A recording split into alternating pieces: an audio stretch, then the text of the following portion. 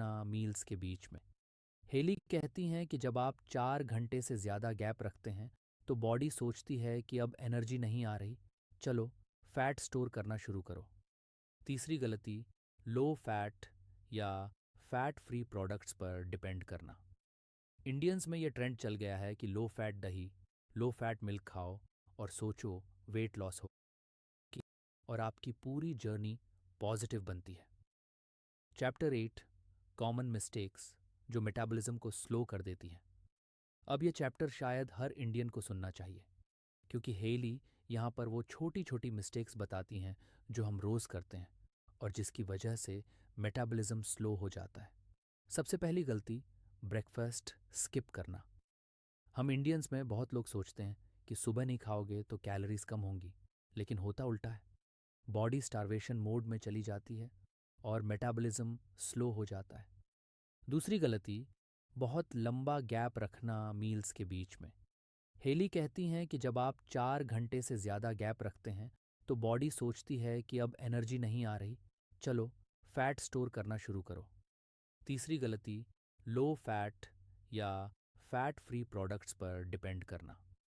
Indians में ये trend चल गया है कि लो फैट दही, लो फैट मिल्क खाओ और सोचो वेट लॉस होगा, लेकिन ऐसा नहीं होता। लो फैट प्रोडक्ट्स में कई बार हिडन शुगर्स होते हैं जो मेटाबॉलिज्म को स्लो कर देते हैं। चौथी मिस्टेक, पानी कम पीना। हेली बार बार कहती हैं कि पानी मेटाबॉलिज्म की फ्यूल है। जब बॉडी हाइड्रेटेड नहीं होती तो लिवर और किडनीज ठीक से काम नहीं करते और फैट बर्निंग स्लो हो जाती है। और सबसे कॉमन गलती, एक ही तरह का खाना खाते रहना। बॉडी को वैरायटी चाहिए ताकि वो अलर्ट रहे और मेटाबॉलिज्म एक्टिव बना रहे। इंडियंस को ये समझना पड़ेगा कि सिर्फ रोटी सब्जी या सिर्फ सैलड्स पर जीना सोल्यूशन नहीं है।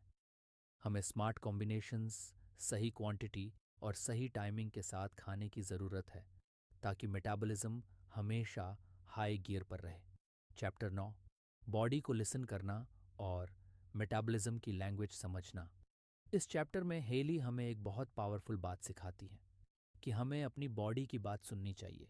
इंडियंस में अक्सर हम अपनी बॉडी के सिग्नल्स को इग्नोर करते हैं। भूख लगी हो तो भी डिले कर देते हैं, प्यास लगी हो तो भी टाल देते हैं और फिर सोचते हैं कि मेटाबॉलिज्म क्यों स्लो हो गया। हेली कहती हैं कि हमारी बॉडी हमें हर समय सिग्नल देती है, कब हमें कार्ब्स चाहिए, कब प्रोटीन, कब फैट्स और कब रेस्ट। हमें बस उस लैंग्वेज को समझना आना चाहिए। एग्जाम्पल के तौर पर अगर आपको बार बार क्रेविंग्स हो रही हैं तो हो सकता है कि आपकी बॉडी को न्यूट्रिएंट्स की कमी हो रही हो। अगर थकान महसूस हो रही है तो हो सकता है कि आप कार्ब्स बहुत कम खा रहे हों या स्लीप पूरी नहीं हो रही। हेली कहती हैं कि जब आप बॉडी की लैंग्वेज को समझ लेते हैं तो आप डाइट को पनिशमेंट की तरह नहीं बल्कि एक पार्टनरशिप की तरह देखने लगते हैं। इंडियन कल्चर में हमें ये स्किल सीखनी चाहिए क्योंकि हमारे यहाँ तो खाना और हेल्थ इमोशनल और कल्चरल वैल्यूज से भी जुड़ा होता है। बॉडी को सुनना, उसको सही फ्यूल देना और उसके सिग्नल्स पर ट्रस्ट करना, यही असली मेटाबॉलिज्म को तेज करने का तरीका है। और ये तब पॉसिबल होता है जब हम फूड से डरना छोड़ें और उसे वाइजली यूज करें। हेली बार बार कहती हैं, food is not the enemy, it's the healer. जब आप बॉडी को उसका सही हक देते हो तो मेटाबॉलिज्म अपनी नेचुरल स्पीड पर आने लगता है और वेट लॉस एक स्मूथ प्रोसेस बन जाता है। Chapter 10, fast metabolism. डाइट को लाइफस्टाइल बनाना और आपकी नई जर्नी की शुरुआत।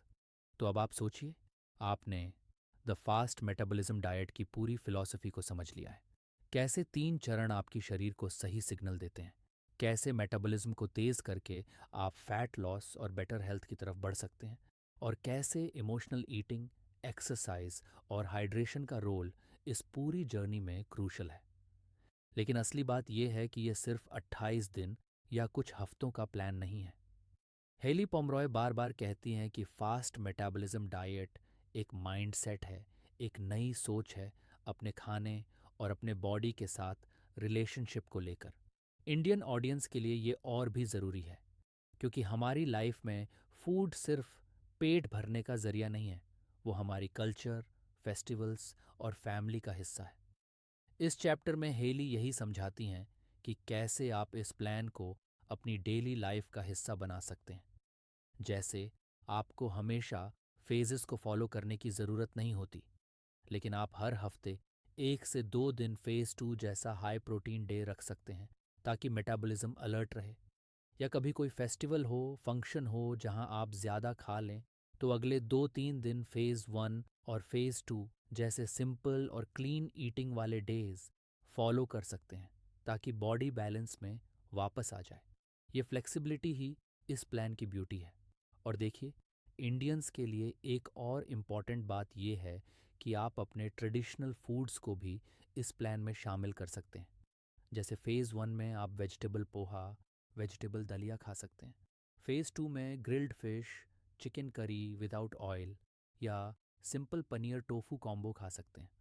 फेज़ 3 में कोकोनट चटनी, थिल सीड्स, आलमंड्स, घी जैसी चीज़ें सही बैलेंस में ले सकते हैं। अब बारी आती है आपकी एक्शन लेने की। आप इतने दिन से सोच रहे हैं, प्लानिंग कर रहे हैं, अब टाइम है इसे स्टार्ट करने का।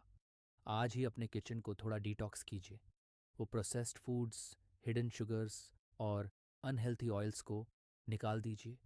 Fresh vegetables, good carbs, clean proteins और हेल्थी फैट्स को स्टॉक कर लीजिए। एक सिंपल वीकली प्लान बना लीजिए और हर मील को प्यार से गिल्ट फ्री एंजॉय कीजिए। और हाँ, मैं आपको स्ट्रांगली इनकरेज करता हूँ कि आप अपने मोबाइल या डायरी में अपना डेली ईटिंग और फीलिंग लॉग रखें। देखिए कि किस फेज़ में आपकी बॉडी कैसा रिस्पॉन्ड कर रही है। क्या आपको ज़्यादा एनर्जी लग रही है? क्या स्लीप बेटर हो रही है? क्या मूड में सुधार हो रहा है? ये सब साइंस हैं कि आपका मेटाबॉलिज्म सच में फास्ट हो रहा है और बॉडी हील कर रही है। और यही तो हमारा असली गोल है, सिर्फ वेट लॉस नहीं, बल्कि एक हेल्थी और एनर्जेटिक बॉडी जिसमें आप खुश और कॉन्फिडेंट फील कर सकें। अब एक और चीज़ याद रखिए, ये जर्नी एकदम परफेक्ट नहीं होगी। हो सकता है कभी कभी आप चीट कर जाएं, कोई मील मिस हो जाए या फेस्टिवल पर एक्स्ट्रा स्वीट्स खा लें। कोई बात नहीं। हेली भी कहती हैं कि इम्पॉर्टेंट ये नहीं है कि आप कभी गलती नहीं करते, इम्पॉर्टेंट ये है कि आप वापस अपने प्लान पर लौट आते हैं।